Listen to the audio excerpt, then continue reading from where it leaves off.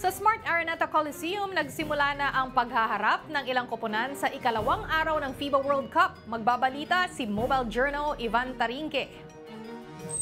Ng FIBA World Cup dito sa Smart Araneta Coliseum at ramdam pa rin ang mataas na energy ng basketball fans. Sa labas pa lang ng venue, may nakadisplay na malaking inflatable basketball.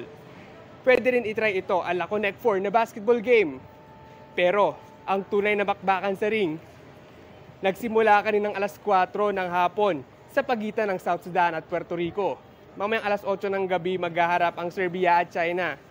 Sa mga hahabol rito, pwede kayong magtanong sa AI na si Pearl, ang pinakaunang digital human ng Asia. Nakaistasyon siya sa mga kiosk dito sa Araneta. Kayang-kaya ni Pearl sagutin ng mga tanong ng fans gaya ng schedule at ibang impormasyon tungkol sa mga laro sa World Cup. Chiki, bukas nakatakdang magharap sa court ang Italy at Dominican Republic. Habang Gilas Pilipinas naman susubukang makabawi laban sa Angola bukas din ng alas 8 ng gabi.